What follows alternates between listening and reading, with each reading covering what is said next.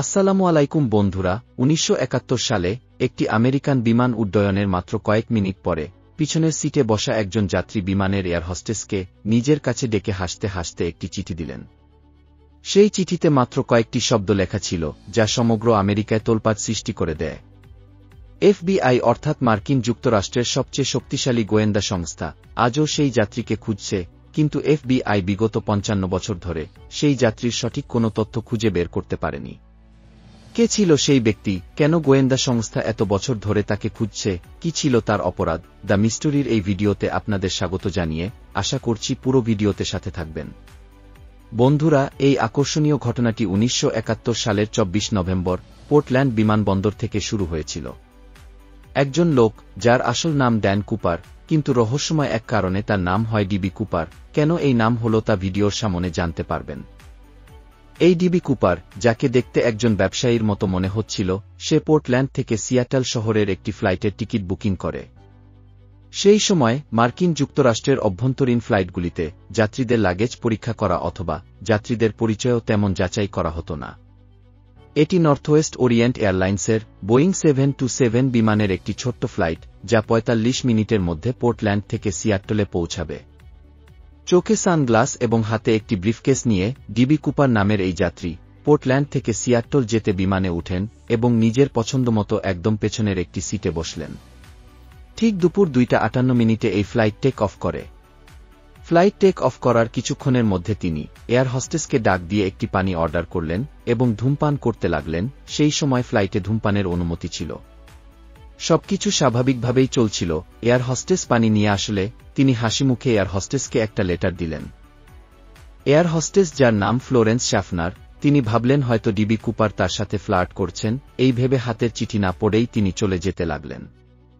পেছন থেকে DB Cooper তাকে ডাক দিয়ে বললেন, ম্যাডাম, আমার মনে হয় আপনার চিঠিটা পড়া উচিত। এবং যখন এয়ার হোস্টেস চিঠিটি পড়লেন, তখন যেন তার পায়ের তলার মাটি কেঁপে ওঠে। চিঠিতে লেখা ছিল, মিস, আমি চাই তুমি আমার পাশে এসে বসো, আমার ব্রিফকেসে একটা বোমা আছে। ফ্লোরেন্স শ্যাফনার এসে ডিবি কুপারের পাশে বসলেন এবং তখন কুপার তার ব্রিফকেসটি খুলে দেখালেন, যাতে ৮টি ডিনামাইট এবং ডেটোনেটর অর্থাৎ একটি কমপ্লিট বোমা ছিল।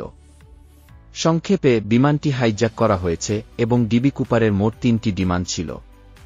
তার প্রথম ডিমান্ড, বিমান ল্যান্ড হওয়ার পর পুনরায় বিমানে রিফুয়েলিং করে দেওয়া। দ্বিতীয় ডিমান্ড, নগদ $২ লক্ষ। এবং তৃতীয় ডিমান্ড হল ২টি প্যারাশুট জোড়া তাকে দিতে হবে। তার ডিমান্ড শেষে তিনি পরোক্ষভাবে ফ্লোরেন্স শ্যাফনারকে বলেছিলেন, যদি কোনো ভুল হয় তাহলে আমি বোমাটি ফ্লাইটে ব্লাস্ট করে দেব। ডিবি কুপার ছাড়াও এই জাহাজে ৩৫ জন যাত্রী ছিলেন এবং এই সমস্ত যাত্রীদের কোনো ধারণাই ছিল না যে বিমানের পিছনে কি ঘটছে। ফ্লোরেন্স শ্যাফনার ডিবি কুপারের দাবি শুনে ককপিটে গিয়ে ক্যাপ্টেনকে পুরো ঘটনাটি খুলে বললেন। আরেকজন এয়ার হোস্টেস, যার নাম টিনা ম্যাকলো, তিনি একটি ইন্টারকম নিয়ে এসে ডিবি কুপারের পাশে বসলেন এবং তাকে এখান থেকেই ক্যাপ্টেনের সাথে কথা বলার সুযোগ করে দিলেন, যাতে অন্যান্য যাত্রীরা কিছু বুঝতে না পারে। মনে রাখবেন, এটি আমেরিকান ইতিহাসের প্রথম বিমান যা মুক্তিপণ দাবি করার জন্য হাইজ্যাক করা হয়েছিল। স্থানীয় কর্তৃপক্ষ এবং এফবিআই ছিনতাইকারীর সমস্ত দাবি পূরণ করার সিদ্ধান্ত নেন, কারণ তাদের ধারণা ছিল যে ডিবি কুপার এখান থেকে পালাতে পারবে না।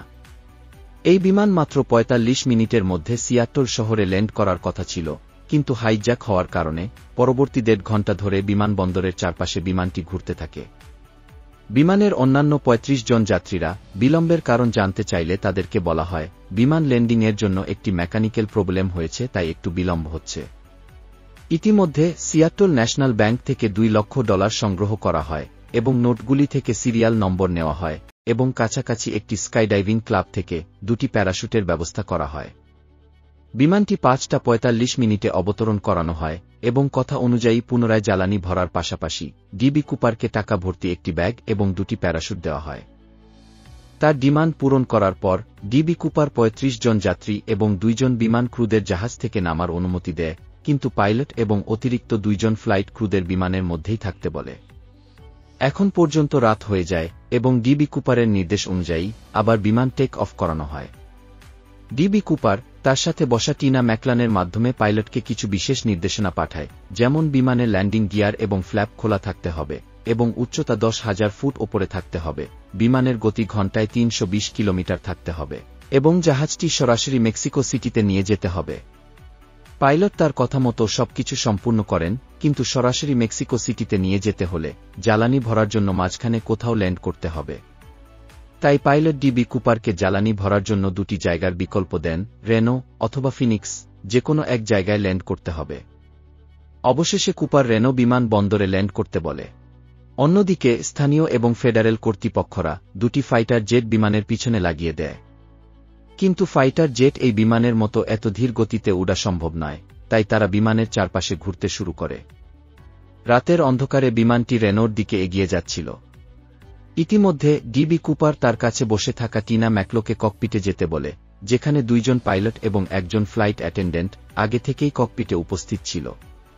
টিনাও ককপিটে গিয়ে দরজা বন্ধ করার জন্য ঘুরে দাঁড়ালে শেষ যা দেখতে পায় তা হল কুপার তার পিঠে কিছু একটা বেঁধে রাখছিল। এরপর ককপিটে অ্যালার্ম বাজা শুরু হয় বিমানের পেছনের সিডি ডিপ্লো হওয়ার কারণে। সেই সময়ের বুইং বিমানগুলির পেছনে আরেকটা সিডি থাকত, যা পেছনের দিকে খোলা যেত। এবং এখানেও সিডি খোলার পর টাকার ব্যাগ আর প্যারাশুট নিয়ে ডিবি কুপার সেখান থেকে লাফ দিয়ে পড়ে যায়। এরপর এখানে যা কিছু ঘটে সেটা 55 বছর পর এখনও আলোচনা করা হয়। 3 ঘণ্টা পর যখন বিমানটি রেনোতে ল্যান্ড করে, তখন পুরো বিমান পর্যবেক্ষণ করা হয়, কিন্তু বিমানে কুপার বা কোনো বোমা কিছুই মিলেনি। শুধু বিমানেই নয়, এই ঘটনার পর ডিবি কুপারের কোনো চিহ্ন কোথাও পাওয়া যায়নি, না জীবিত আর না মৃত, কোনো খবর নেই। সর্বোপরি এই ডিবি কুপার কে ছিল এবং সমগ্র আমেরিকার চোখকে ফাঁকি দিয়ে সে কোথায় গেল? এই কুপারের নামে ফেডারেল ব্যুরো অফ ইনভেস্টিগেশনে মামলা শুরু হয়, যা আজ পর্যন্ত বন্ধ হয়নি। ডিবি কুপারকে বিমান থেকে লাফ দিতে দেখা যায়নি, কিন্তু বিমানের সিডি খোলা থাকার কারণে এটা স্পষ্ট ছিল যে সে বিমান থেকে লাফ দিয়েছে। এটাও স্পষ্ট ছিল যে সে সিয়াটল এবং রেনোর মাঝখানে কোথাও পড়েছিল। এফবিআই বিমানে প্রমাণ খুঁজতে শুরু করে, কিন্তু দুর্ভাগ্যবশত তারা কেবল কুপারের টাই, 8টি সিগারেটের বাট এবং কুপারের ফেলে আসা দুটি প্যারাশুটের মধ্যে একটি খুঁজে পায়, এছাড়া আর কিছুই পাওয়া যায়নি। যাত্রী এবং ক্রুদের সাক্ষাৎকার নেওয়ার পর তাদের তথ্য অনুযায়ী ডিবি কুপারের একটি স্কেচ তৈরি করা হয়। ভালো কথা হল, যখন কুপার বিমান থেকে লাফ দেয় তখন বিমান অটোপাইলট অবস্থায় ছিল, অর্থাৎ বিমান যে পথে উড়ছিল তা ইতিমধ্যেই অটো রেকর্ড হচ্ছিল। বিমানের গতি এবং উচ্চতা আগে থেকেই রেকর্ড ছিল এবং ফ্লাইট রেকর্ডারের সাহায্যে দেখা যায় যে রাত 8:10 বিমানের সিডি খোলা হয়েছিল। এই সমস্ত তথ্যের উপর ভিত্তি করে কুপারের ড্রপ অবস্থান অনুযায়ী একটি অনুসন্ধান এলাকা নির্ধারণ করা হয়। এটি 45 বর্গকিলোমিটার এলাকা, যা ঘন বন এবং পাহাড় দ্বারা বেষ্টিত ছিল।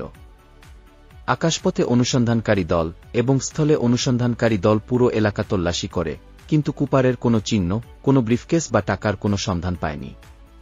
এই এলাকায় এত ঠান্ডা ছিল যে সবাই ভেবেছিল ডিবি কুপার মারা গেছে, কিন্তু প্রশ্ন হল সে মারা গেলে তার মৃতদেহ পাওয়ার কথা, কিন্তু তাও পাওয়া যায়নি।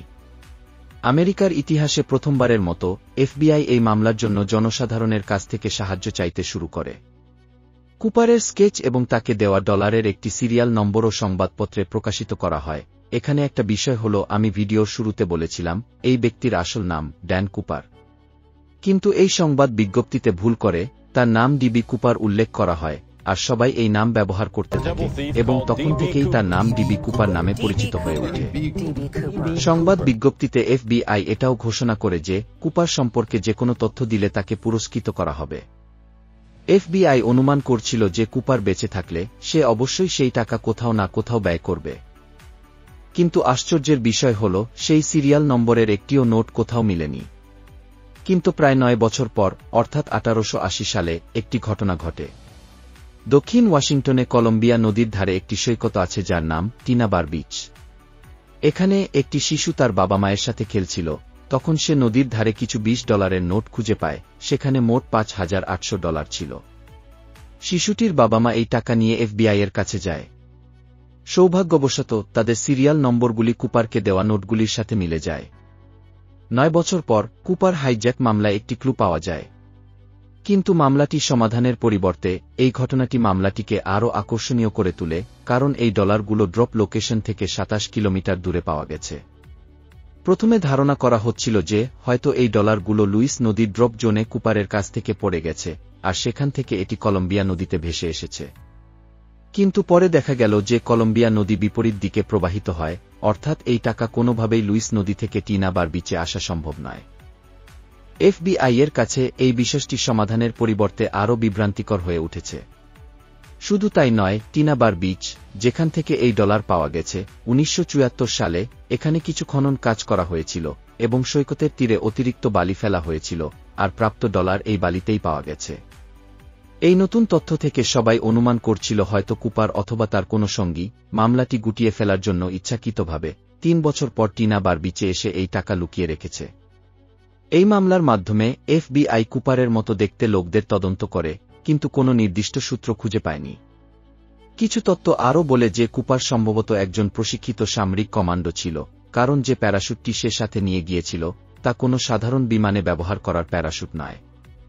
এটি ছিল সামরিক বাহিনীর প্যারাশুট এবং এটি কেবল প্রশিক্ষিত সামরিক বাহিনীরাই ব্যবহার করতে পারে। 1980 সালে নগদ $5,800 পাওয়ার পাশাপাশি কুপারকে দেওয়া বাকি ডলারের কখনো কোনো খোঁজ পাওয়া যায়নি। প্রমাণ হিসেবে কুপারের এই স্কেচ ছাড়াও এফবিআই এর কাছে কেবল এই টিকিটটি রয়েছে, যেখানে সে নিজের নাম ড্যান কুপার উল্লেখ করেছিল।